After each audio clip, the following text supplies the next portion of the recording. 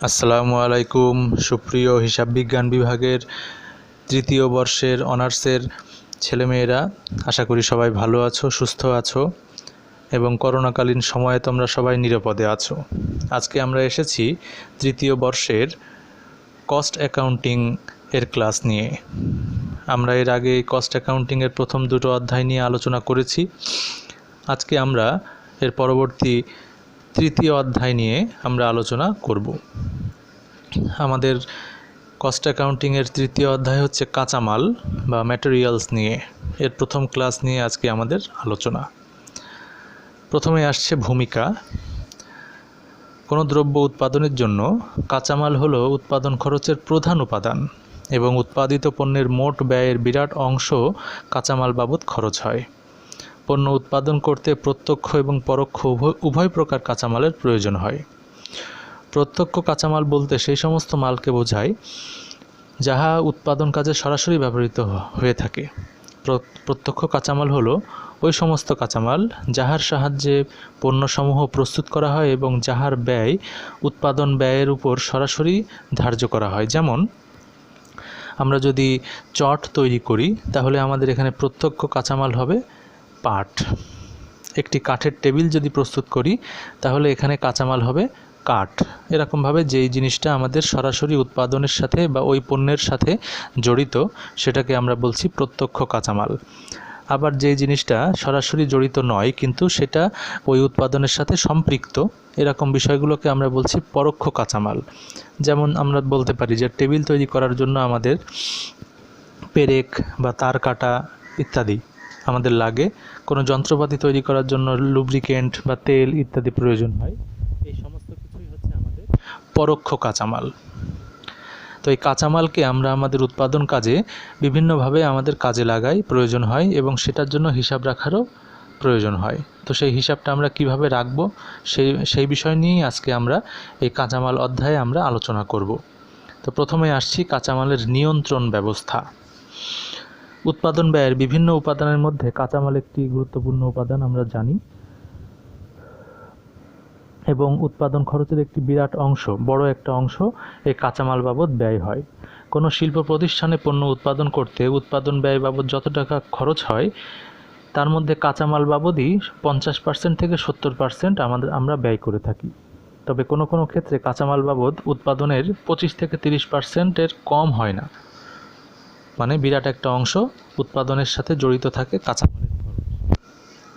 তো এই কাঁচামালের বিভিন্ন রকমের নিয়ন্ত্রণ ব্যবস্থা আমাদের সামনে আছে, সেই বিষয়গুলো নিয়ে আজকে আমরা আলোচনা করব।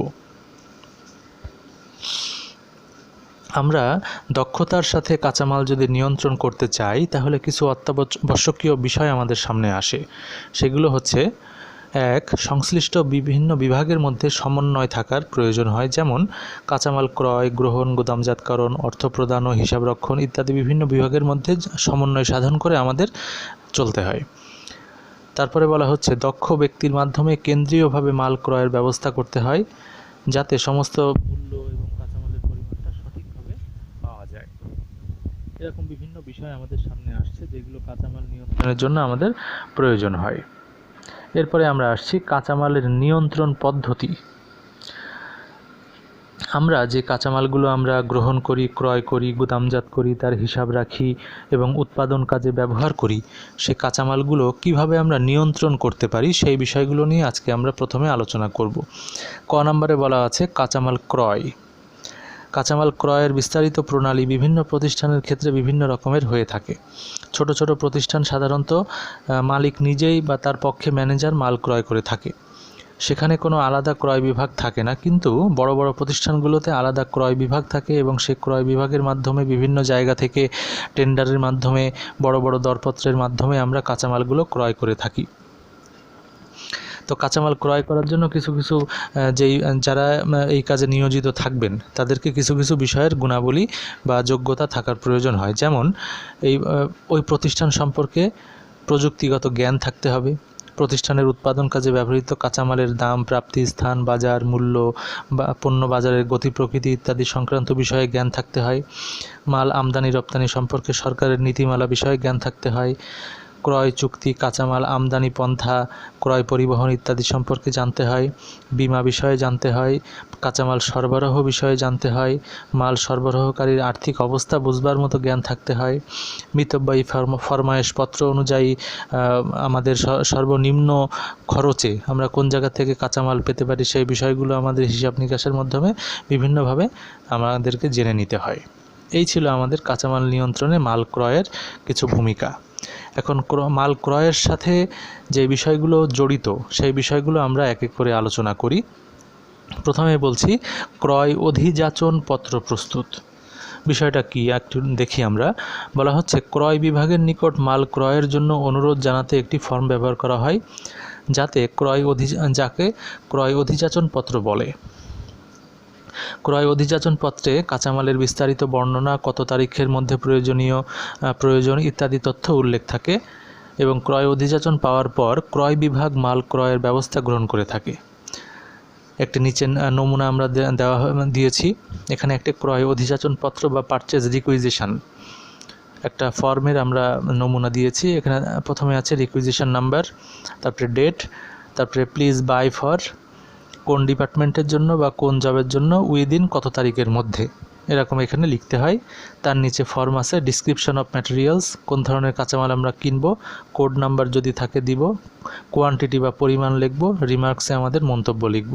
নিচে প্রিপেয়ার্ড বাই, যে প্রিপেয়ার করেছে বা যে বিভাগ থেকে এই ফরমাইশটা এসেছে তাদের সই থাকবে, এবং অ্যাপ্রুভড বাই, যারা অ্যাপ্রুভ করেছে, যারা এটাকে কেনার জন্য মানে বলছে এবং অনুমতি দান করেছে তাদের এখানে সই স্বাক্ষর থাকবে।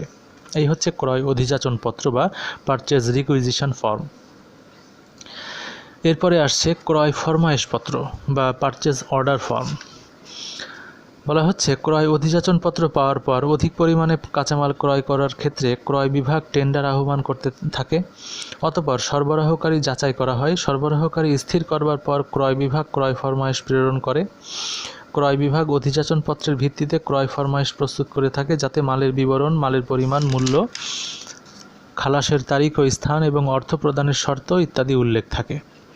নিচে একটা আমরা পারচেস অর্ডার ফর্ম আমরা দিয়েছি। এখানে দেখছি যে টু মানে যার কাছে পাঠানো হবে, এবং এখানে আমাদের reference number, purchase requisition number এগুলো থাকবে। নিচে একটা কথা আমরা লিখেছি, dear sir, your offer contain in your quotation number অমুক, ডেটেড এত তারিখ, is hereby accepted, please supply the following materials as per terms and conditions mentioned overleaf. যেভাবে আমরা এখানে লিখেছি সেই অনুযায়ী আমরা আমাদের কাঁচামালটাকে পাওয়ার জন্য এখানে অর্ডার বা ফরমায়েশ দিচ্ছি। এই হলো আমাদের ক্রয় ফরমায়েশপত্র। এরকম একটি ফরমায়েশপত্র প্রস্তুত করে আমরা কেনার জন্য অর্ডার দিয়ে থাকি বিভিন্ন জায়গাতে। এরপরে আসছে কাঁচামাল প্রাপ্তি। আমরা যখন কাঁচামালটা পেলাম, পাওয়ার পরে আমাদের কি ধরনের আমাদের হিসাব রক্ষণ ব্যবস্থা সেখানে আমরা একটু দেখি। বলা হচ্ছে ছোট কিংবা মাঝারি প্রতিষ্ঠানে স্টোর কিপার সরবরাহকারী কর্তৃক প্রেরিত মাল গ্রহণ করে থাকে। এই ক্ষেত্রে স্টোর কিপার মালের পরিমাণ, মান পরীক্ষা করে থাকে, কিন্তু বড় প্রতিষ্ঠানে আলাদা মাল গ্রহণের বিভাগ থাকে। এই কাঁচামাল গ্রহণের বিভাগের কর্মকর্তা কাঁচামাল গ্রহণ সম্পর্কীয় নিম্নে উল্লেখিত দায়িত্ব পালন করে থাকে। কাঁচামাল পাওয়ার পরে বড় বড় প্রতিষ্ঠানের যারা দায়িত্বপ্রাপ্ত বিভাগীয় লোকজন আছেন তারা বিভিন্ন রকমের দায়িত্ব পালন করে থাকে। তার মধ্যে একটা আছে চালানটা বুঝে নেওয়া, মাল খালাস করা বা এটা নিয়ে নেওয়া, নামিয়ে নেওয়া, কাঁচামালের প্যাকেট সংখ্যা এবং বাহ্যিক দৃষ্টিতে মালের অবস্থা যাচাই করা, মোড়ক বা গাইড খুলে চালান এবং ক্রয় ফরমায়েশের সাথে মালের পরিমাণ সঠিক আছে কিনা এটা দেখা, নমুনা কাঁচামালের সাথে সরবরাহকৃত কাঁচামালের মিল আছে কিনা সেটা দেখা, চালানে স্বাক্ষর প্রদান করে উক্ত সরবরাহকারীর নিকট প্রেরণ নিশ্চিত করা। এসব বিষয়গুলো আমাদের যারা কাঁচামাল যারা গ্রহণ করবেন তারা এই বিষয়গুলো দেখে তারপরে গ্রহণ করবেন। এবং নিচে আমাদের একটা কাঁচামাল প্রাপ্তির একটা ফর্ম আমরা এখানে দিয়েছি। এখানে দেখা যাচ্ছে material receiving report, note, from, কোথা থেকে এসেছে সেগুলো লিখতে হবে, নাম্বার, ডেট, ডেলিভারি নোট ইত্যাদি লিখতে হবে। এবং নিচে সেই কাঁচামালের বিভিন্ন রকমের বিবরণের ঘর আছে, সেই বিবরণগুলো লিখে নিচে যিনি কাঁচামাল গ্রহণ করলেন তার এখানে সিগনেচার দিয়ে কাঁচামাল ফর্ম রেডি করে এটা পরবর্তীতে যার কাছ থেকে কাঁচামালটা আসলো তার কাছে পাঠিয়ে দিতে হয়। এরপরে আসছে বেশ কিছু জিনিস, সেটা আমরা এক এক করে দেখছি।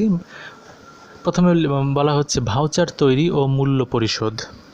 কাঁচামাল যখন আমরা পেয়ে গেলাম তখন আমাদের আর কিছু বিষয় সামনে আমাদের আসে। তার ভিতরে প্রথমে আসছে ভাউচার তৈরি এবং তার মূল্য পরিশোধ। ক্রয়কৃত মালের মূল্য পরিশোধের জন্য হিসাব বিভাগ বা ক্রয় বিভাগ ভাউচার তৈরি করে থাকে এবং অতঃপর মালের মূল্য পরিশোধ করে থাকে। পরিশোধিত ভাউচার যাতে একবারের অধিক ব্যবহার না হয় সেই জন্য ভাউচারের গায়ে পরিশোধিত বা পেইড সিল মারা হয়ে থাকে। এগুলো যে কোনো অ্যাকাউন্টিং পিরিয়ডের বা অ্যাকাউন্টিং সিস্টেমের অংশ। এবার আসছি আমরা কাঁচামাল নিয়ন্ত্রণের উদ্দেশ্য। কেন আমরা কাঁচামাল নিয়ন্ত্রণ করব? সেই উদ্দেশ্যগুলো হচ্ছে: 1 নাম্বার, মাল নিয়ন্ত্রণের অন্যতম প্রধান উদ্দেশ্য হলো স্বল্প পরিমাণ মূলধন বিনিয়োগের মাধ্যমে ন্যূনতম মূল্যে পণ্য উৎপাদন এবং পণ্যের গুণগত মান বজায় রাখা। 2 নম্বরে বলছে উৎপাদন কাজে যাতে বাধাগ্রস্ত না হয় এবং উৎপাদন প্রবাহ সঠিক থাকে সেজন্য কাঁচামালের মজুদ নিয়ন্ত্রণ প্রয়োজন হয়। 3 নম্বরে উৎপাদিত পণ্যের মান বজায় রাখার জন্য মানসম্মত কাঁচামাল ক্রয়। 4 নম্বর, কাঁচামাল সংগ্রহের ব্যয় ন্যূনতম রাখা। 5 নম্বরে কাঁচামালের সর্বোত্তম ব্যবহার নিশ্চিত করা। 6 নম্বরে কাঁচামালের মজুদের পরিমাণ সঠিক রাখা। 7 নম্বরে কাঁচামালের ঘাটতির কারণে কোনো অবস্থাতেই যেন উৎপাদন ব্যাহত বা ক্ষতিগ্রস্ত না হয় সেদিকে নজর রাখা। তারপরে বলছে ব্যবস্থাপনা কর্তৃপক্ষকে কাঁচামালের ব্যয় এবং পরিমাণ সম্পর্কে সঠিক তথ্য প্রদান করা। এবং সর্বশেষ, মজুদ কাঁচামাল নিয়ন্ত্রণের মাধ্যমে পণ্যের দৈহিক নিরাপত্তা ছাড়াও বিনষ্ট, ক্ষয়ক্ষতি এবং উৎপাদনজনিত ক্ষতি হ্রাস করা। এই বিষয়গুলোকে সামনে রেখে আমরা কাঁচামালের মূল্যায়ন করি। এরপরে আসছে প্রাপ্ত কাঁচামালের মূল্যায়ন। আমরা যে কাঁচামালগুলো পেলাম সেগুলো আমরা প্রথমে পাওয়ার পরে মূল্যায়ন করব। কি মূল্যায়ন করব আমরা দেখি। প্রথমে দেখব ইনভয়েস মূল্য, মানে যে মূল্যে কাঁচামালটা ক্রয় করা হয়েছে সেটার থেকে কারবারি বাট্টা যদি থাকে বাদ দিয়ে ইনভয়েস মূল্য পাওয়া যায় সেটা দেখতে হবে। তারপরে ভাড়া, মানে কাঁচামালের যত রকমের বহন খরচ আছে, অন্তর্মুখী বহন খরচ, সেগুলো এর সাথে যোগ করতে হয়। তারপরে বিক্রয় কর, ভ্যাট আর আবগারি শুল্ক ইত্যাদি বাবদ খরচ কাঁচামালের নিট মূল্যের সাথে অন্তর্ভুক্ত করতে হয়। প্যাকিং খরচ যদি থাকে তাহলে পরিশোধ করতে হয় এবং কাঁচামালের মূল্যের সাথে ধরতে হয়। নগদ বাট্টা যদি পাওয়া যায় তাহলে সেখানে ইনভয়েস মূল্য থেকে সেটা বাদ দিতে হয়। এই সমস্ত বিষয়গুলো হচ্ছে আমাদের কাঁচামাল প্রাপ্তি এর মূল্যায়ন। এবং তারপরে বলছি কাঁচামাল নিয়ন্ত্রণের বিভিন্ন হাতিয়ার বা কৌশল। আমরা যে কাঁচামাল নিয়ন্ত্রণ করব সেই কাঁচামাল নিয়ন্ত্রণের জন্য বিভিন্ন রকমের কৌশল আমরা ব্যবহার করে থাকি। আমি সংক্ষেপে কিছু কৌশলের নাম আমি এখানে উল্লেখ করছি। একটা হলো নিত্য মজুদ তালিকা পদ্ধতি বা পারপিচুয়াল ইনভেন্টরি সিস্টেম। আরেকটা হলো ABC বিশ্লেষণ। তারপরে হলো মজুদ পণ্যের বিশ্লেষণ, মজুদ পণ্যের বিভিন্ন স্তর নির্ধারণ, কডিফিকেশন, মিতব্যয়ী ফরমায়েশ পরিমাণ নির্ধারণ, প্রাক্কলন ব্যবস্থা স্থাপন, মান প্রমিতকরণ, অনুপাতের ব্যবহার, কম্পিউটার পদ্ধতি প্রয়োগ ইত্যাদি। বিভিন্ন রকমের ভাবে আমরা কাঁচামালের এই মান নিয়ন্ত্রণ এবং এর বিষয়গুলোকে, এই কৌশলগুলো ব্যবহার করে থাকি। এরপরে আসছে একটা জিনিস, কাঁচামালের মজুদ সীমা। উৎপাদন কাজে যাতে ব্যাহত না হয় সেজন্য গুদামে সর্বদা ন্যূনতম যে পরিমাণ কাঁচামাল রাখতে হয় উহাকেই কাঁচামালের সর্বনিম্ন মাত্রা বা মজুদ সীমা বলছি। এই মজুদ সীমার মধ্যে প্রথমে আছে সর্বনিম্ন মাত্রা। তার মানে আমাদের যে কাঁচামালটা ব্যবহার করে উৎপাদন কাজটা আমরা করছি সেখানে ন্যূনতম কি পরিমাণ কাঁচামাল সবসময় আমাদের গুদামে রাখা সম্ভব বা রাখা উচিত, রাখার প্রয়োজন, সেটা বের করার জন্য আমাদের এই মজুদের সর্বনিম্ন মাত্রা এটা বের করতে হয়, যেটাকে আমরা বলছি মিনিমাম স্টক লেভেল। এটা বের করার একটা সূত্র আছে। সূত্রটা হলো reorder level minus normal rate of consumption into average delivery period required to obtain delivery. এই হচ্ছে আমাদের মিনিমাম স্টক লেভেল বা সর্বনিম্ন যেই পরিমাণ কাঁচামাল বজায় রাখা উচিত সেটার বের করার সূত্র। তারপরে বলছি মজুদের সর্বোচ্চ মাত্রা। তার মানে এখানে বলছি আমরা যে সাধারণত অবস্থায় কোনো একটি বিশেষ সামগ্রী যতটা পরিমাণের বেশি ধরে রাখা বাঞ্ছনীয় নয় তাকে সর্বোচ্চ মাত্রা বলা হয়। তার মানে আমাদের উৎপাদন কাজে যেই পরিমাণ সর্বোচ্চ আমরা কাঁচামালটা আমাদের গুদামে রাখা উচিত সর্বোচ্চ যেই পরিমাণ কাঁচামাল আমাদের হাতে রাখা উচিত সেই পরিমাণ কাঁচামালটাকে আমরা বলছি ম্যাক্সিমাম স্টক লেভেল। তার মানে এর বেশি যদি কাঁচামাল আমরা এক সময় রাখি তাহলে অতিরিক্ত কাঁচামালের পরিমাণটা আমাদের অপচয় হবে, আমাদের ওই পরিমাণ টাকা বসে থাকবে বা ওই পরিমাণ টাকা আটকে থাকবে। তাই সর্বোচ্চ কী পরিমাণ আমরা কাঁচামাল মজুদ রাখতে পারি সেটাকে বের করার জন্য আমরা ম্যাক্সিমাম স্টক লেভেল এটা বের করব। এটা বের করার একটা সূত্র আছে, reorder level plus reorder quantity minus ব্র্যাকেটের মধ্যে minimum uses consumption into minimum order period. এটা করলে আমাদের ম্যাক্সিমাম স্টক লেভেলটা বেরিয়ে যাবে। এরপরে আসছি আমরা পুনঃফরমায়েশ মাত্রা বা রিঅর্ডার লেভেল, যেটা এর আগে দুটো সূত্রের প্রথমেই আমরা দিয়েছি রিঅর্ডার লেভেল। এটা আসলে জিনিসটা কি সেটা আমরা দেখি। বলছে যে মজুদের স্তর যে পরিমাণ নেমে আসলে ক্রয় ফরমায়েশ দেওয়া হয় ওই মাত্রাকে পুনঃফরমায়েশ মাত্রা বলা হয়। তার মানে যেই পরিমাণ মজুদ আসলে আমরা আবার নতুন করে ক্রয়ের কথা চিন্তা করি কাঁচামালকে, সেই পরিমাণটাকে আমরা বলছি পুনঃফরমায়েশ মাত্রা। মানে যেই পরিমাণ স্টক থাকতে আবার নতুন করে আমাদের কাঁচামাল কিনতে হবে, ওই সময়টাতেই আমাদের নতুন করে আবার কাঁচামাল কেনার কথা ভাবতে হবে, আমাদের ক্রয় ফরমায়েশ বা পারচেজ অর্ডার দিতে হবে। এরকম একটা জায়গাকে আমরা বলছি পুনঃফরমায়েশ মাত্রা বা রিঅর্ডার লেভেল। রিঅর্ডার লেভেল আবার দুই রকমভাবে বের করা যায়। একটা হচ্ছে maximum time required for delivery in lead time গুণ ম্যাক্সিমাম ইউজেস, এরকম একটা সূত্র। অথবা আছে ম্যাক্সিমাম স্টক প্লাস ব্র্যাকেটের মধ্যে average consumption per unit of time into average lead time. এই বিষয়গুলো আমাদের সামনে এনে আমরা আমাদের অঙ্কের মধ্যে এগুলো দেওয়া থাকবে এবং সেই অনুযায়ী আমরা সূত্রে বসিয়ে এই জিনিসগুলো বের করতে পারি। সুপ্রিয় শিক্ষার্থী, তোমাদের যে প্রশ্নপত্র আছে সেই প্রশ্নপত্রের মধ্যে 4 মার্কসের যে প্রশ্নগুলো দেয় সেই প্রশ্নের মধ্যে এই বিষয়গুলোকে বের করতে বলা থাকতে পারে। আমাদের অঙ্কের যে ইনফরমেশানগুলো আছে সেই ইনফরমেশান থেকে আমাদের এই বিষয়গুলো যে মিনিমাম স্টক বা maximum stock level, reorder level, এই বিষয়গুলোকে বের করার কথা বলা থাকতে পারে। অর্থাৎ এইগুলো আমাদের মনে রাখার প্রয়োজন। আমরা অঙ্কের খাতিরে এই বিষয়গুলো মনে রাখব। এরপরে আরেকটা বিষয় আসছে মিতব্যয়ী ফরমায়েশ পরিমাণ। বলা হচ্ছে এটি দ্বারা মজুদের প্রত্যেকটি আইটেমের এমন একটি পরিমাণকে বোঝায় যেটা ক্রয় করলে সংস্থার মজুদ বাবদ ব্যয় সর্বনিম্ন হয়। তার মানে এমন একটা পরিমাণকে আমরা বেছে নেব ক্রয় করার সময়, কাঁচামাল ক্রয় করার সময়, যেই পরিমাণটা কিনলে আমাদের কাঁচামাল ক্রয়ের ব্যয়টা সর্বনিম্ন হয়। মানে আমাদের কাঁচামাল ক্রয়ের যেই ইউনিট প্রতি যেই খরচগুলো আছে বা মোট খরচ আছে সেই খরচটা সর্বনিম্ন হতে পারে, এরকম একটা পরিমাণকে আমরা বেছে নেব এবং সেটাকে আমরা বলছি মিতব্যয়ী ফরমায়েশ পরিমাণ। তার মানে সবথেকে কম মূল্যে, সবথেকে কম খরচে, সবথেকে আমাদের মিতব্যয়ী খরচে আমরা কি পরিমাণ পণ্য কিনতে পারি সেটা বের করার একটা সূত্র আছে, যেটাকে আমরা ইংলিশে বলছি ইকোনমিক অর্ডার কোয়ান্টিটি, সংক্ষেপে বলছি ইওকিউ। এবং ইওকিউ বের করার সূত্র হচ্ছে √2AO/C। এ হলো সূত্র এবং এইটা খুবই গুরুত্বপূর্ণ একটি সূত্র। এটা বিভিন্ন অঙ্কে বিভিন্ন পরীক্ষায় আমাদের এসে থাকে এবং বের করতে হয়। তো সেজন্য এটা আমরা অবশ্যই জানবো এবং লিখে রাখবো, জেনে থাকবো, মুখস্থ রাখবো। ইওকিউ বের করা, এখানে এই সূত্রের এই বিষয়গুলোর মান আমি বলে দিচ্ছি। এ বলতে আমরা বোঝাচ্ছি এখানে বার্ষিক ব্যবহার্য একক বা অ্যানুয়াল ইউজেজ ইন ইউনিট, প্রতি বছরে আমাদের কি পরিমাণ একক ব্যবহার করা হয় সেটা। ও বলতে বোঝা যাচ্ছে ফরমায়েশ প্রদান ও আনুষঙ্গিক খরচ, অর্থাৎ ordering, placing and receiving cost per order, প্রতি অর্ডারে আমাদের কি পরিমাণ খরচ হয় সেই পরিমাণ খরচটা আমরা এখানে ওর মাধ্যমে আমরা বের করব। আর সিতে বলছি একক প্রতি বার্ষিক বহন খরচ বা carrying cost, per unit annual carrying cost, that is carrying cost percentage plus per unit cost. তার মানে কি পরিমাণ বহন খরচ আমাদের আসে সেইগুলো আমাদের নির্ণয় করতে হয়।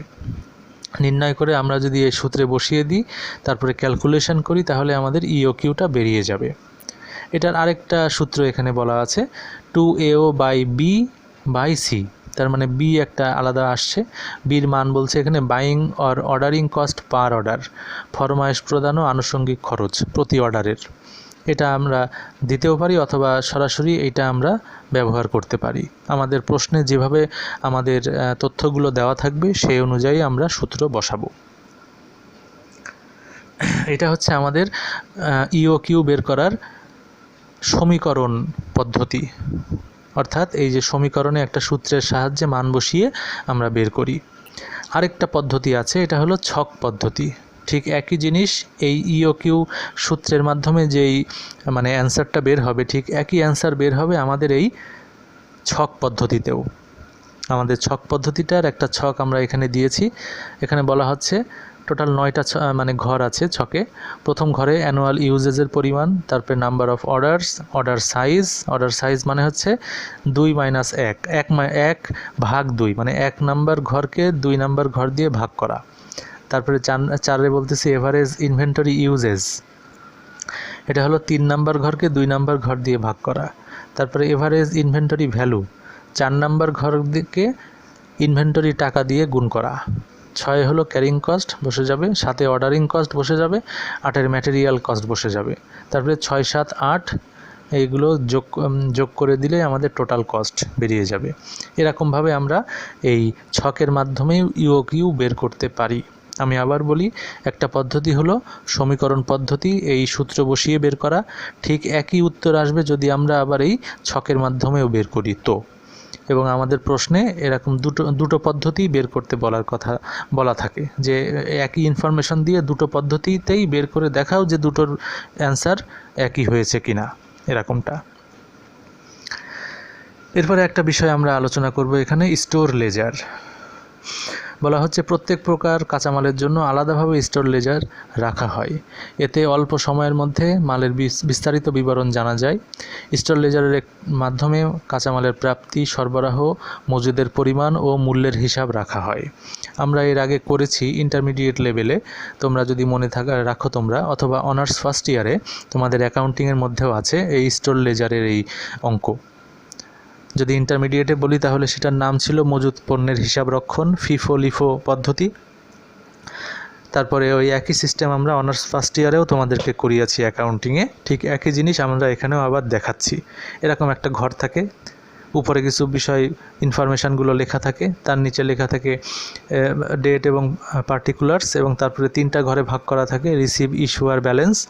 আমরা ফিফো বা লিফো পদ্ধতিতে অথবা ওয়েটেড এভারেজ পদ্ধতিতে আমরা এখানে অঙ্কটা করি। এর আগেও তোমরা এই ধরনের অঙ্ক করে এসেছো, এবং এই অঙ্কটা এই 3rd ইয়ারের এই কাঁচামাল অধ্যায়েরই একটা অংশ বিশেষ ছিল, সেটা তোমরা আগে শিখে এসেছো এবং সেই জিনিসটা এখানেও আমরা আবার দেখাবো। এরপরে একটা কার্ডের কথা বলছি আমরা, যার নাম হলো বিন কার্ড।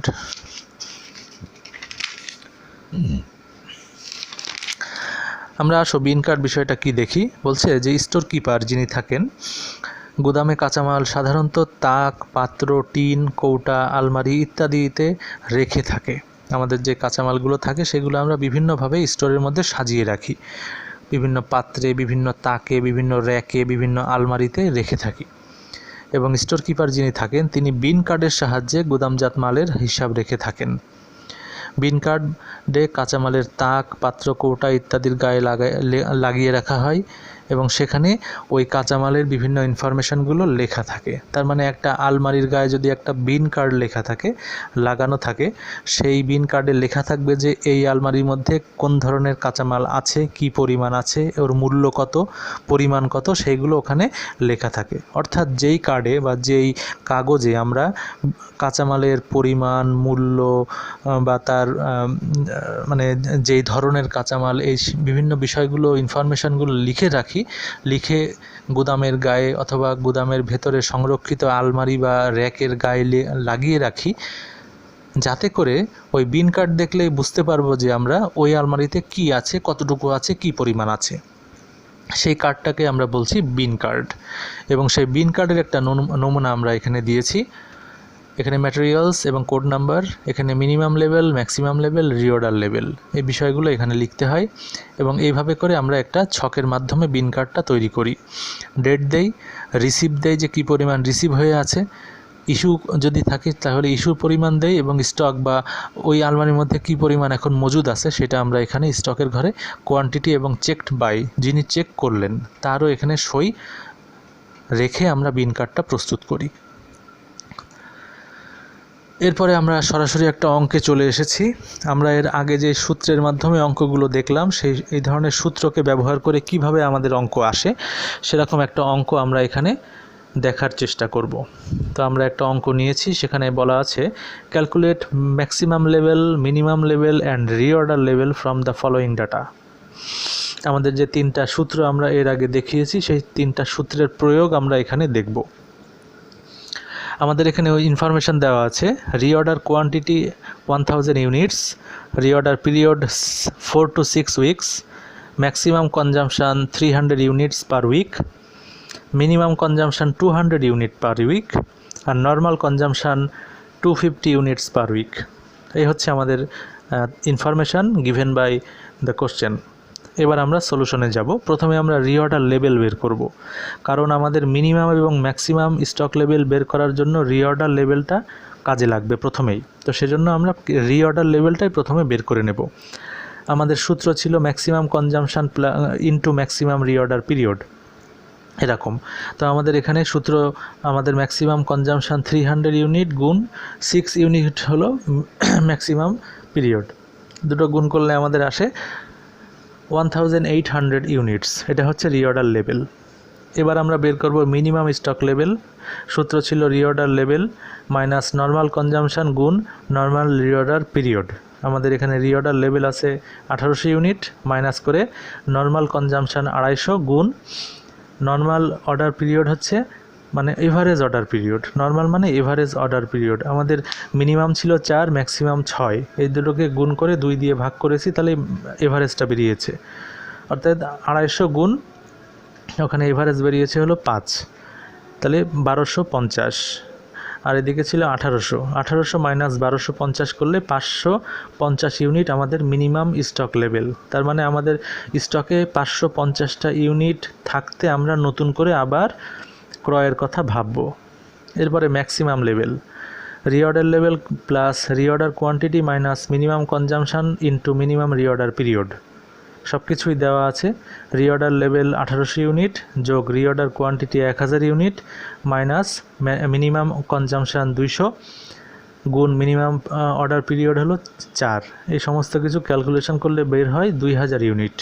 তার মানে সর্বোচ্চ 2000 ইউনিট আমাদের কাঁচামাল আমাদের গুদামে উৎপাদনের জন্য আমরা স্টক করে রাখবো। এর বেশি যদি আমরা স্টক রাখি তাহলে আমাদের সেই টাকাটা অপচয় হবে, সেটাকে আমরা বলছি ম্যাক্সিমাম লেভেল। এরপরে আমরা আরেকটা অঙ্ক এখানে নিয়ে এসেছি, একই ধরনের অঙ্ক, একই ইনফরমেশনের অঙ্ক, কিন্তু এখানে 3টা আলাদা আলাদা স্টকে আমরা এখানে বের করেছি। ঠিক একই জিনিস আমরা 3টা কোম্পানির মাধ্যমে বের করব। আমরা একটু দেখি। বলছি P limited uses 3 types of materials A, B and C for production of X the product. The relevant monthly data for the components are given below. আমাদের 3 রকমের প্রোডাক্টের জন্য 3 রকমের কাঁচামাল লাগবে, তার ইনফরমেশান এখানে দেওয়া আছে A, B, C. Normal usages in unit, এতে ছিল 200, বিতে 150, সিতে 180। এরকমভাবে minimum, maximum, reorder quantity, reorder period এগুলো সবই দেওয়া আছে। সেখান থেকে বের করতে হবে আমাদের reorder level, minimum level, maximum level আর এভারেজ স্টক লেভেল। এই 4টা জিনিস এখানে চাওয়া হয়েছে। ঠিক একই সূত্র ব্যবহার করে একইভাবে আমরা 3টা পণ্যের আলাদা আলাদা জিনিসগুলো বের করব। একটু দেখি আমরা। এতে বলা হয়েছে রিঅর্ডার লেভেল বের করো। ঠিক একইভাবে আমরা সূত্র বসিয়েছি, ম্যাক্সিমাম কনজামশান গুণ ম্যাক্সিমাম লিড টাইম বসিয়ে আমাদের এখানে এটা, বিটা, সিটটা বের করেছি। ঠিক একই সূত্র দিয়ে একইভাবে আমরা 3টা জিনিসই বের করেছি, সেজন্য আমি আর বিস্তারিত আলোচনা করলাম না। শুধু বিস্তারিত আলোচনা করলাম এভারেজ স্টকটা, যেটা আমরা গত অঙ্কেও দেখিয়েছি, এখানে সূত্রের মাধ্যমে একটু দেখাই। এভারেজ স্টকটা মানে হচ্ছে minimum level plus maximum level ভাগ 2। তার মানে আমাদের যে মিনিমাম লেভেল ছিল তার সাথে ম্যাক্সিমাম লেভেলটা যোগ করে 2 দিয়ে ভাগ করলে আসছে এভারেজ স্টক লেভেল। সেটা আমরা এখানে নতুন করে দেখছি। তার মানে এরটা ছিল মিনিমাম 400, ম্যাক্সিমাম 1450, ভাগ 2 করলে 925 ইউনিট এভারেজ আসে। বিটটাই ছিল 475 প্লাস 1600 ভাগ 2 করলে 1038 ইউনিট আসে। আর সিতে ছিল মিনিমাম 360, ম্যাক্সিমাম 1350, ভাগ 2 করলে 855 ইউনিট আসে। এই হচ্ছে আমাদের এভারেজ স্টক লেভেল, আর উপরেগুলো আমরা গত অঙ্কে শিখে এসেছি। এইভাবে করে তোমাদের অঙ্কগুলো আসতে পারে। তোমাদের অঙ্কের পরিসর যত বড় হবে তোমাদের মার্কস তত বেশি হবে। এর আগে যে অঙ্কটা আমরা করলাম 1 নাম্বার প্রবলেম, ওই ধরনের সাইজের একটা অঙ্ক যদি আসে তাহলে 4 মার্কসের জন্য হয়তো দিবে। আর এইটা যেটা করছি 2 নাম্বারে এখানে পরিসরটা একটু বেশি, 3টা প্রোডাক্ট নিয়ে কাজ করতে হচ্ছে, 4টা জিনিস বের করতে হচ্ছে, তার মানে 3 4 12টা জিনিস এখানে চাওয়া হয়েছে। এরকম বড় অঙ্ক দেওয়া থাকলে সেখানে হয়তো 10 মার্কসের একটা অঙ্ক, তার মধ্যে হয়তো 8 মার্ক বা টোটাল 10 মার্কেরই হয়তো দিতে পারে। এরপরে আসছি আমরা ইওকিউ বের করার একটা অঙ্ক। এর আগে যেটা আমরা দেখে এসেছি ইওকিউ 2 রকমভাবে বের করে, একটা সূত্রের মাধ্যমে আর একটা ছকের মাধ্যমে। সেখানে আমরা দুটোই আমরা দেখব এখানে। ইওকিউ বের করার একটা প্রবলেম আমরা নিয়েছি, প্রবলেম 3। বলা আছে annual consumption 6000 units, cost of material per unit টাকা 5, cost of placing each order টাকা 30, carrying cost 10% of inventory value, calculate the EOQ. 1 নম্বরে ইকুয়েশন মেথড আর 2 নম্বরে টেবুলার মেথড, দুইটা মেথডেই চাওয়া হয়েছে। প্রথমে আমরা ইওকিউ মেথডের ইকুয়েশন মেথডটা আমরা নিচ্ছি। সমীকরণে বলা হয়েছে ইওকিউ সমান √2AO/C। এখানে এতে আমাদের annual consumption 6000 units, ordering cost and receiving cost বলা আছে 30 টাকা, এই যে আমাদের এখানে বলা আছে 30 টাকা। আর সিতে বলা আছে ক্যারিং কস্ট পার ইউনিট, তার মানে এখানে ক্যারিং কস্ট বলা আছে 10% অফ ইনভেন্টরি ভ্যালু, এবং আমাদের এখানে ইনভেন্টরি ভ্যালু বলা আছে 5 টাকা করে, প্রতি ইউনিটের একক প্রতি মূল্য 5 টাকা। আর ক্যারিং কস্ট হচ্ছে 10%, ওই 5 টাকার 10%, তার মানে 50 পয়সা। এটা আমরা বের করে নিয়েছি এবং এই সূত্রগুলো, এই তথ্যগুলো সূত্রে বসিয়ে ক্যালকুলেশন করেছি। আমরা দেখি 2 এটা কনস্ট্যান্ট, গুণ হচ্ছে এ হলো 6000, ও হচ্ছে 30 ভাগ সি হচ্ছে 0.50। এটা ক্যালকুলেশন করলে আমরা পাচ্ছি 849 ইউনিট অ্যাপ্রক্সিমেটলি। তার মানে আমরা যদি 849টা করে প্রতি ইউনিটে ক্রয় করে থাকি তাহলে আমাদের ক্রয়ের মূল্য সর্বনিম্ন হবে। এটাই হচ্ছে মিতব্যয়ী ফরমায়েশ বা ইওকিউ এর ইকোনমিক অর্ডার কোয়ান্টিটির বিষয়, যে আমাদের কি পরিমাণ জিনিস একবারে কিনলে আমাদের ক্রয় খরচটা সবথেকে কম হবে। এটা আমরা বের করলাম এবং পেলাম যে 849 ইউনিট যদি একবারে আমরা ক্রয় করি তাহলে আমাদের ক্রয়ের খরচটা সর্বনিম্ন হবে। এটা আমরা সমীকরণের মাধ্যমে বের করলাম। এবার আমরা দেখব টেবুলার মেথডে যে একই জিনিস আমাদের সামনে আসে কিনা। টেবুলার মেথডে আমাদের সেই টেবিলের জিনিসটা আমরা নিয়ে এসেছি সামনে, এবং সেখানে আমরা দেখছি যে অ্যানুয়াল ইউজেস 6000 ইউনিট ফিক্সড। আমাদের এখানে বিভিন্ন রকমের মানে লেভেল বের করে করে আমাদের খরচ সেই মানে মিতব্যয়ী খরচটা বের করে নিয়ে আসতে হবে। এর জন্য আমাদের এখানে অঙ্কে দেখিয়েছে যে 12 বার করে সেটা ক্যালকুলেশন করেছে, করে এই একটা খরচ পেয়েছে যেটা আমাদের এখানে সর্বনিম্ন বা এসেছে এরকম। এখানে তথ্যগুলো আছে এরকম করে যে আমাদের এখানে যেই টেবুলার মেথডটা আছে সেই টেবুলার মেথড অনুযায়ী আমাদের কি আসছে আমরা দেখি। তো এখানে আমাদের এসেছে, দেখা যাচ্ছে যে প্রথমে আমাদের নাম্বার অফ অর্ডার, যদি একটা করে অর্ডার দিই তাহলে অর্ডার সাইজ হবে 6000ই, একটা অর্ডারে 6000, মানে আমাদের টোটাল 6000 ইউনিট কিনতে প্রতিটা অর্ডারে কি পরিমাণ পণ্য কিনতে হবে সেটা আমরা বের করব এখানে। তো আমাদের এখানে দেখছি যে 6000 ইউনিট 3000, এভারেজ হচ্ছে 3000, এভারেজ ইনভেন্টরি 4 দিয়ে গুণ করে আমরা 4 নাম্বার দিয়ে গুণ করে পাচ্ছি এখানে 15000, মানে এভারেজ ইনভেন্টরি হলো 5 টাকা করে, 3000 গুণ 5 15000, 10% carrying cost 1500, number of order 30, প্রতিটা অর্ডারে 30 টাকা, তার মানে একটাই অর্ডার 30 টাকা, সবগুলো যোগ করলে আমরা পাচ্ছি 1530। এই হচ্ছে প্রতিটা, যদি 6000 একক আমরা একবারেই কিনে ফেলি, একটা অর্ডারেই যদি কিনে ফেলি তাহলে আমাদের এখানে খরচ হবে 1530 টাকা টোটাল জিনিসটা কিনতে, প্রতি অর্ডারে কিনতে।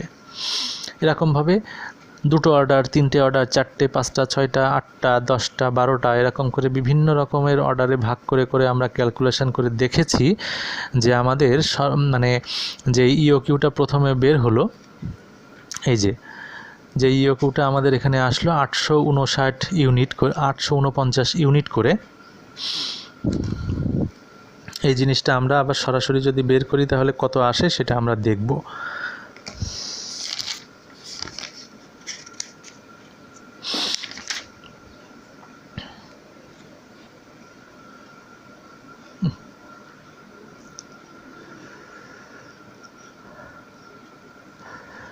এখানে আমাদের দেখাচ্ছে যে আমাদের সর্বনিম্ন খরচ যেটা আসে সেটা হচ্ছে 750টা করে, যদি মানে 8টা করে যদি অর্ডার দিই, 750টা ইউনিট করে করে যদি কিনি, তাহলে সর্বনিম্ন খরচ আমাদের আসে 428 টাকা। তার মানে এই 850 এবং 1000 এবং 850-এর মধ্যে যে জিনিসটা আছে সেটাই হচ্ছে আমাদের ইওকিউ। আমাদের এখানে আছে যে 849, এর আগে আমরা বেরিয়েছি, তার মানে 750। এরকম একটা হিসাব আমাদের সামনে যখন আসবে তখন আমরা ইওকিউ হিসেবে সেটাকে গ্রান্ট করতে পারবো। আমরা আরেকটা জিনিস এখানে একটু দেখি।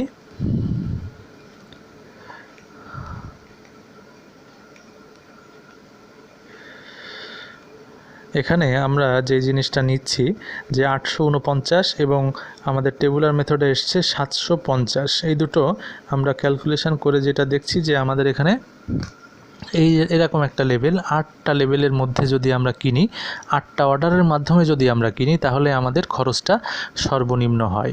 এর বেশি যদি করি, 6টা অর্ডারের মধ্যে যদি করি, তাহলে আমাদের খরচটা কিন্তু সর্বনিম্ন থেকে একটু বেশি হয়। তাই আমাদের 8টা অর্ডারের মধ্যে যদি ওটা কিনি, তাহলে আমাদের খরচটা সর্বনিম্ন হবে। সেটা 850টা ইউনিট হোক অথবা 750টা ইউনিট হোক, আমাদের সর্বনিম্ন খরচ হবে। এই ছিল আমাদের টেবুলার মেথডে ইওকিউ। সুপ্রিয় শিক্ষার্থী, এই ছিল আজকের আমাদের আলোচনা। আমাদের এখান থেকে তোমাদের যে তত্ত্বীয় আলোচনাগুলো আজকে হলো, সেই আলোচনাগুলো তোমরা যার যেই বই আছে, যেই লেখকের বা যে প্রকাশনীর বই আছে, সেই বইগুলোতে একই জিনিস সব জায়গাতে পাবে। এবং এই বিষয়গুলোকে তোমরা একটু নিজের মতো করে পড়ে নিয়ে এবং আমার ক্লাসের সাথে মিলিয়ে নিয়ে তোমরা একটু মনে রাখার চেষ্টা করবে। এবং যেই উদাহরণগুলো আমি এখানে দিয়েছি, ঠিক একই ধরনের উদাহরণ তোমরা তোমাদের বইতেও পাবে। সেই বই থেকে সেই উদাহরণগুলো, যে বিষয়গুলো আমরা আজকে আলোচনা করলাম, সেই বিষয়গুলো তোমরা একটু প্র্যাকটিস করবে। প্র্যাকটিস করার পরে যদি কোনো প্রশ্ন থাকে, সেই প্রশ্নগুলো আমাদেরকে করবে। আমরা আশা করি সেগুলো সঠিকভাবে অ্যান্সার দিব। তো আজকে এই পর্যন্তই থাকবে। তোমরা সকলে ভালো থাকো, সুস্থ থাকো, যে যেখানে আছো নিরাপদে থাকো এবং পড়াশুনো নিয়ে ব্যস্ত থাকো। সবাইকে শুভেচ্ছা, সবার জন্য শুভকামনা। আল্লাহ হাফেজ।